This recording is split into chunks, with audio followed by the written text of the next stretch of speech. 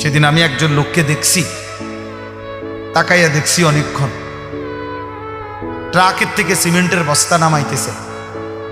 আমি লোকটার দিকে তাকাইয়া ছিলাম, সারাটা শরীর ঘামে, আমার মনে হয় যেন লোকটা মানে পানির মধ্যে, সারাটা চুল চেহারা তার ঘামে, ঘাম বাইয়া বাইয়া পড়তেছে। তাহলে এক বস্তা ট্রাকের থেকে প্রতি বস্তা সিমেন্ট নামাইয়া গোডাউনে থুইলে সর্বোচ্চ 60 টাকা, 8 টাকা বা 10 টাকা দেয়। সর্বোচ্চ রেট হলো 10 টাকা, মানে এন থেকে হয়তো গোডাউনে থুইবে আর কি।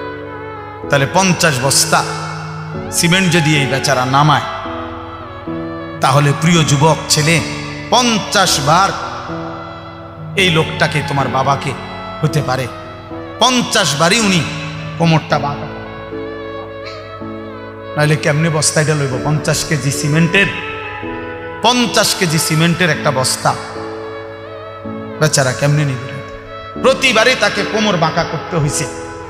প্রত্যেক বস্তা সিমেন্ট হয়তো ফালাইয়া ছোট্ট একটা গামছা হয়তো কোমরের থেকে খুলে আবার ঘাম মুছছে, আবার আরেক বস্তা লেগে গেছে, আর গুনছে কয় বস্তা হইল।